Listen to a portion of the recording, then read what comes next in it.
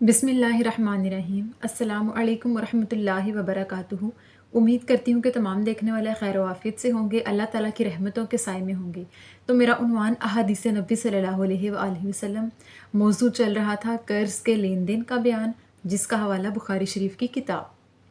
तो आज की हदीस है कि सहाबी हज़रत अबू हुरैरा रज़ियल्लाहु तआला अन्हु बयान करते हैं कि मैंने नबी करीम सल्लल्लाहु अलैहि वसल्लम से सुना कि मालदार शख्स अगर कर्ज़ की अदायगी करने में टाल मटोल करे तो ऐसा करना जुल्म की इंतहा कहलाता है।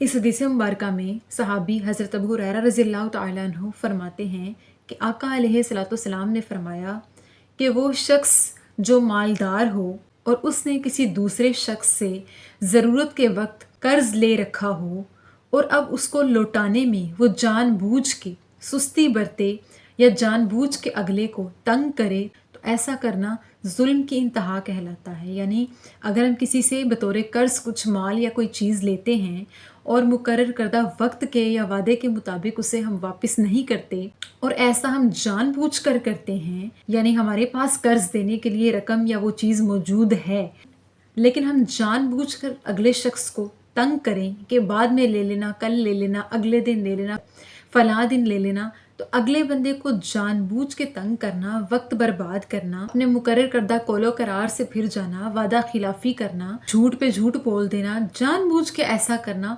जुल्म में शुमार होता है, यानी जुल्म की इंतहा कहलाता है।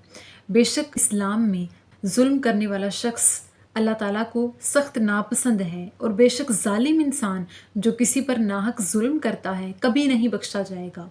अब जुल्म करने की कई किस्में हैं। कोई किसी से लेन देन के मामलात में जुल्म करता है, कोई किसी से मारपीट करके जुल्म करता है, कोई किसी का हक कहा के जुल्म करता है। यानी जुल्म ये है कि अगले बंदे को बग़ैर किसी गलती के, बग़ैर किसी वजह के, जानबूझ के तकलीफ़ का निशाना बनाया जाए। यानी हम किसी को अल्फाज के ज़रिए भी जुल्म पहुँचाते हैं, ऐसा करना भी जुल्म में शुमार होता है कि हम अपने कौलो करार से फिर जाएं। एक मुकर्रर करदा वक्त की बात को तय करके हम उसके ऊपर झूठ बांधें और उस बात से फिर जाएं। यानी अगर किसी शख्स ने किसी से कर्ज़ लिया है तो उसे चाहिए कि उसे वक्त पे, मुकर्रर करदा वक्त पे जो उसने उससे वापसी का वादा किया उसके मुताबिक उसे उस वक्त पर अदा करे। और अगर कोई शख्स ऐसा किसी मजबूरी की वजह से करता है, कर्ज़ देने के वक्त पर किसी मजबूरी या परेशानी या अचानक आए हुए बुरे वक्त की वजह से अगले की कर्ज़ में देर कर दी, ऐसा करना गलत नहीं।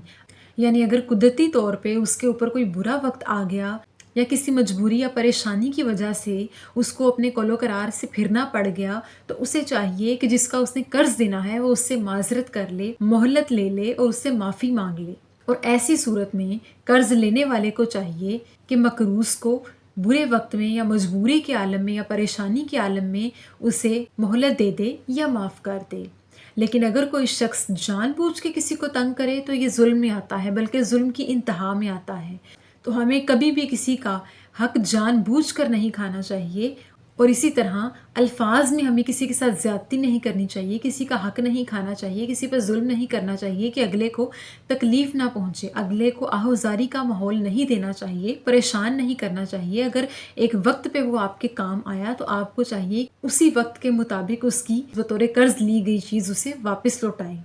बेशक जुल्म करना गुनाह है, दिल दुखाने के माना में आता है, और जो शख्स जुल्म करता है यानी जुल्म की इंतहा करता है और इस तरह के मामलात में करता है तो बेशक वो अल्लाह के यहाँ सख्त नापसंद इंसान है। तो हमें चाहिए कि हम आका अलैहिस्सलाम के अहकामात और तालीमात की पैरवी करते हुए अपने अखलाक और रवैयों में नरमी बरतें और दूसरों के साथ इंसाफ और हक सच के साथ पेश आएं। अल्लाह ताला से दुआ है कि अल्लाह पाक हमें हक सच और इंसाफ की राह पर चलने की तौफीक अता फरमाए। अल्लाह पाक हमें कर्ज़ जैसी परेशानी से दूर रखे। आमीन सुम आमीन। शुक्रिया।